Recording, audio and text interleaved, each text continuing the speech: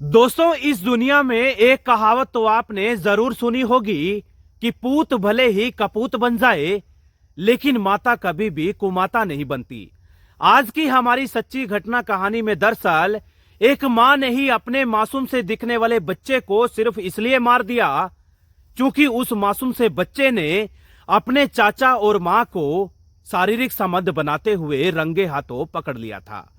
दोस्तों, क्या है पूरा कहानी, क्या है पूरी घटना, जरूर बताऊंगा।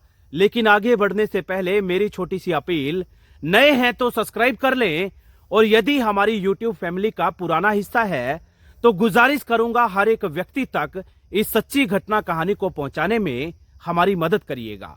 दोस्तों, उत्तर प्रदेश का एक जिला पड़ता है आगरा। उसी आगरा जिले के अंतर्गत एक जगह पड़ती है नयापुरा मोहल्ला।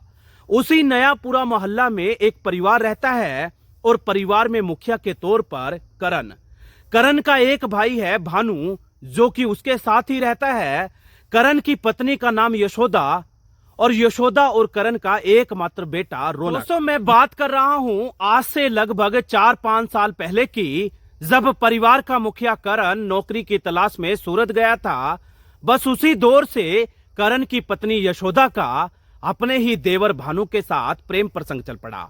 शुरुआती दौर में तो दोनों के बीच में बातचीत हुई, और दोनों के बीच में हुई बातचीत कब प्रेम प्रसंग में तब्दील हो गई, किसी को भी कानो कान खबर नहीं लगी। मिली जानकारी अनुसार करण नाम का वो परिवार का मुखिया कभी कभार आगरा आया करता था, यानी कि ज्यादातर समय सूरत में रहता था। दोस्तों, मैं बात कर रहा हूं 29 नवंबर 2024 की, जब परिवार का मुखिया करण भी घर आया हुआ था, लेकिन किसी काम के सिलसिले में अचानक से बाजार चला गया और घर में पीछे से करण की पत्नी यशोदा अपने ही देवर भानु के साथ शारीरिक संबंध बनाने लगी। और दोस्तों, उसी बीच घर का बेटा रौनक आ गया, और मासूम से दिखने वाले 8 साल के बच्चे रौनक ने अपनी ही मां यशोदा को अपने ही चाचा भानु के साथ हम बिस्तर देख लिया।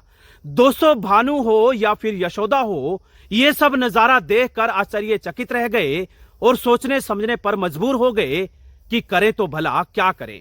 दोनों का माथा ठनकने लगा, कहीं रौनक पूरी घटना कहानी का खुलासा अपने पिता करण के समक्ष ना कर दे। बहरहाल दोस्तों, बड़े ही शातिराना अंदाज में यशोदा और भानु ने उसी मासूम से दिखने वाले बच्चे रौनक को तब तक मारा, तब तक पीटा, जब तक कि उसने दम नहीं तोड़ दिए। मिली जानकारी अनुसार जब उसका चाचा बच्चे को मार रहा था, तो उसी मासूम से बच्चे की मां यानी कि यशोदा दरवाजे पर खड़ा होकर तमाम लोगों का इंतजार कर रही थी।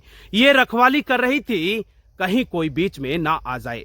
बहरहाल दोस्तों, इस पूरी घटना कहानी का खुलासा तब हुआ जब मां यशोदा ने और उसके चाचा भानु ने मारने के बाद बच्चे को एक टैंकी में डाल दिया, और टैंकी में डले डले उस शव को जब कई दिन बीत गए तो उस शव में से दुर्गंध आने लगी।